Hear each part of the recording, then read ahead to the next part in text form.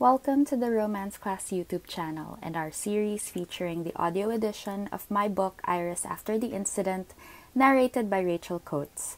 Subscribe to our channel to be notified when new chapters go up. Head over to romanceclassbooks.com for more romance by Filipino authors. Content warnings are mentioned in Chapter 1 and are included in the description for this video. Chapter 8. He asked the first difficult question. It wasn't deliberate, but the rhythm led to Gio getting the floor, and I let him have it. The walk back to my apartment was comfortable, easy, and we were almost silent except for the minor things we managed to say in between juggling all the questions in our heads. "Are you hungry?" I'd said. "Maybe I'll have a drink," he'd answered. "I'll have a beer, but it's just one bottle." "We'll share it." "Okay." I only had 2 glasses in my kitchen, so I seemed halfway hospitable. We spent some seconds watching quietly as I poured the bottle's contents into them, and then I led him back to the couch, the original scene of our most recent crime. "I don't usually get this beer." He meant the dark lager we were having, the only kind I drank, really. "Oh, it's my favorite." "Good choice." "Thanks." "Cute, short. Nonsense. What do you talk about after you find out the most awful thing someone has been through?" When he sat on the couch, he leaned all the way back, finding some way to rest his head. This flattened his hair against it, and I thought, that's cute. Which I thought was a good sign, that I could still think he was cute even after. Or a bad sign. A bad sign because you should have learned. I told my brain not to be so judgy, again. He turned his head toward me, and that was how it started. The drinks were gone before I knew it, and our hands were free to hold another hand, free to press fingertips against arms, fabric, skin. I could have turned to kiss him, and I didn't. He could have turned me toward him, but he didn't. He did stretch out lengthwise on the couch and put his feet up and pulled me in. The back of my shoulder was on his chest. Each breath he took felt like a little nudge. Tuesday was for talking. "How did you find out?" Gio asked. I had an answer for that question. I'd practiced how I might end up saying it to someone I loved. I was ready for it to be defensive because in my head it was always in response to an accusation, but not now. Not here. It was a question right in my ear, in the arms of the one asking, a voice over the beat of his heart. I could feel it. He was nervous. And then I wasn't. I was quiet a little longer than usual, and he probably thought I wasn't ready. "Well, it can't be that bad," he said. "Or it can't be worse than mine." "Oh, really? You want to do that? Because I think this is a game I can win." "You're forgetting that I have nothing else to do all week. I hang out on the open field and randomly join football games." "What are you talking about?" "I'm competitive. Game on." Bradley, my ex-boyfriend, used his personal laptop at work, I told him. His work laptop crashed, and he brought in his personal one to give a presentation. One of the guys at the office who helped set it up copied from more folders than he should have. Shit. But your question was, how did I find out? I found out from Bradley, who found out from a friend at work. By the time we saw it, it had been on the website for a month. His hand found mine, right over my hip, and our fingers twined. Did the fucker go to jail? I shrugged. He was fired. Bradley explored the kind of case he could file against him, but it was just some guy, and the damage was done. Eventually, Bradley quit that job anyway. He just didn't want to deal with him anymore. We tried to go after the site to have it taken down, but you probably know how that went. I could feel him shaking his head. It doesn't go away. Like pests. I took my own deep breath at this. A bunch of people at his workplace saw it, saw us, and they knew for a while before anyone told him about it. I remember going to an office Christmas party of his, and now I get angry when I remember any faces from there. Even though I know it's not fair and most of them had nothing to do with it. Ugh. He whistled, the sound and air of it moving past my hair. That's shit. God, this was all so comforting, so comfortable. Even if the words were the ones that gave me hives, I missed being held. Worse than your shit? How did you find out? Well, Gio's leg bent and then stretched underneath mine. Are you warming up? I guess I am. I don't think I've ever told this story in one go. You might need warming up. Right. Whatever. Vana. That's Leslie's sister. She called me a few days after it happened. She follows the gossip blog that first posted the blind item about me, and she knew it was me. Vana, birthday girl's sister. I didn't twist around to look him in the eye. I was trying not to judge, and if he saw me, he was going to see something in my eyes, something I didn't want him to misinterpret. Because it was her. Unfortunately, he pulled his hand away slightly. I caught his fingers in mine and pulled them back in place. On your girlfriend's birthday, you slept with her sister and her friend. I did. But technically she was Vana's friend. Les doesn't like her. I sighed. So, here's my question. How did that happen? Oh, God. I still ask myself that. There's no good answer. Do you know why? Well, I know how. Do you really want to hear this? I wouldn't have asked if I didn't. A pause, and I felt a kiss against the top of my head. This is going to make me sound like the biggest jerk face in this country. I think you already have that reputation, so you're not going to lose anything. You read about this, all of it? Maybe most of it. It's not all true. Or whatever is true, they won't like it anyway. Were you actually having sex with your virgin girlfriend? He laughed a little. A bitter kind of laugh. Not all the way, but close enough. She and I wanted to, but she backed herself into a corner with the way her manager was pitching her. Because she looked so angelic, and it messed with her head. Because she's a good person, and she didn't want to be a liar. Too many people in the bedroom, I muttered. What?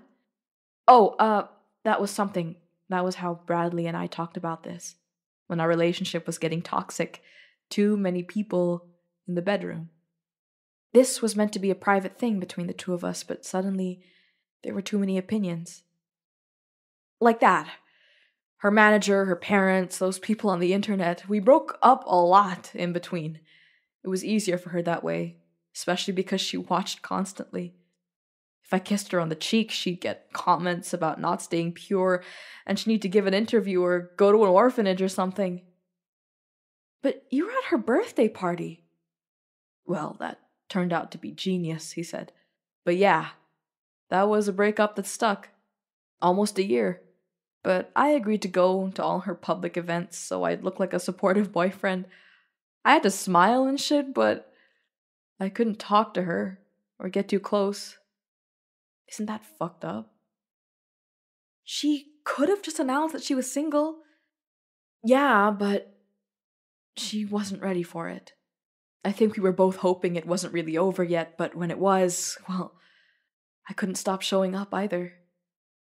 Did they pay you? Of course not, he sighed. I loved her. I didn't want to ruin things for her, and it was a mall thing or a press conference here and there. It didn't take up much of my time. You haven't explained how that all leads to a birthday threesome. It shouldn't have, right? Nothing that came before it excuses it. All I can say is that I was horny and I hadn't gone on a real date with anyone for a long time, and I had to be at her birthday because she'd get bad press if I wasn't there. And Vana is great, a better friend even, since the thing with Les started falling apart, and we'd always been flirting and her friend was there. If I was wondering about it before, I wasn't anymore because I had my answer. The right time to talk about the worst sex shit you've ever done was right now. Right before things got serious. Right before you continue your courtship dance and present yourself as everything this person wanted you to be. Because a rejection this early would sting, but you'd recover. The same information presented later would be betrayal and evisceration. Was it good? I asked, smiling even if he couldn't see me. That threesome with my ex-girlfriend's older sister and her friend? Yeah. Throughout this, I felt his arousal against my thigh. He'd gotten even harder. I should mention again that I was horny as hell, and I had never really had sex. When it happened, I was so wired. It wasn't going to take a lot of convincing for me to do anything. Yeah, it was awesome. It was the best and worst night of my life. Sounds like it would be fun. Ha ha. Were you drunk? And how safe were you? Not at all drunk, and we used protection. They'd done this before, and they knew what to do, had extra stuff with them. They liked sharing. That's why they had photos. But someone screwed up and the photos got out. I let that information sink in. Closed my eyes even. I wasn't hurt by this. Not that it changed anything or made it okay. But he hadn't done it to me. I'm sorry, he said. I didn't want to be that guy. You don't need to apologize to me, I told him. Sincere about it, swear to God. I'm apologizing anyway. I think you win. What? You had it worse. I mean, I'm sure you enjoyed your threesome, but that was your first time. And it was documented and broadcast, and you got called names for it. I wouldn't know what I'd have done. That would have freaked me out. But sometimes the grass was freakier on the other side of the fence. Huh. Or maybe it wasn't so much a word, but the sound of Gio's throat clearing. I might not like winning this game. It's not the best game. Too bad we're qualified to play it, huh? Then why don't you go ahead and ask me the same question, and you can hear my answer. What was the question again? How did it happen? I said. How come you even had a sex video that could be leaked? Did you know you had a video, Iris? I nodded. Yes, because we took it. Do you like watching yourself? I pressed a hand against my forehead because memories started coming, and I don't know, maybe I thought I could push them back inside. But it was good to say it on my terms. Do you know what hurt me the most when this was happening? I was told to blame this on Bradley. They wanted me to cry in public and say that I didn't know that I was being filmed and that he betrayed me. I said, but it's not true. How does that explain why he and I hadn't broken up? But it didn't matter to them. Just do it, they said. Bradley would be fine. He'd survive it. He wouldn't lose his job, wouldn't be called names. He'd just be another guy with a kink. But if I admitted that I was in on it, I'd lose everything. Did you lose everything? My life is so different now. I'm not sure if I'm better off sometimes. On good days, I think I am.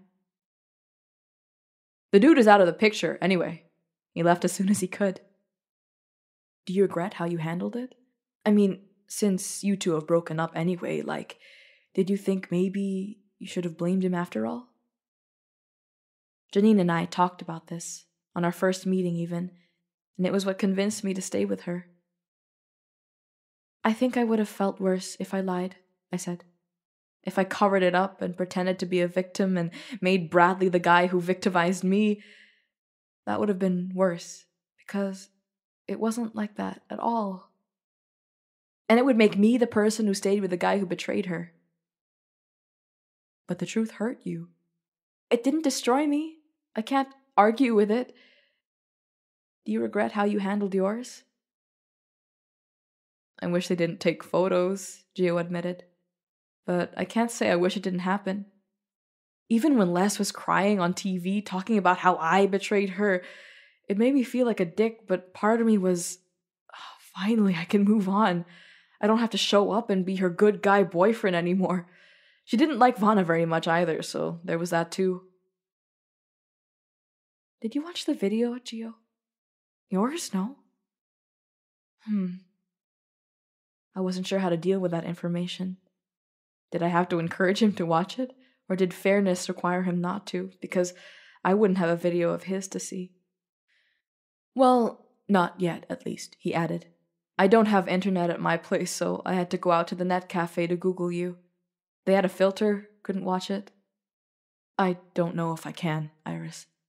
I'll understand if you do. It feels messed up. All of this is messed up. I checked the time. It was really late. I have work tomorrow. I'm going to see you out now. Do I get to see you again? Yes. Finally. I turned around and kissed him, but it was soft, and a proper good-night kiss if there ever was one, which he responded to in an equally sweet, proper way. He looked grateful and ready. So, I was thinking of taking you out to dinner. A date? I think we deserve it. And I agreed with him. That was Chapter 8 of Iris After the Incident, narrated by Rachel Coates. Text and production copyright by Mina V.S. Guerra. At this point, I'm recommending Truth or Dare by Brianna Ocampo. Very hot friends to lovers romance. Link in the description.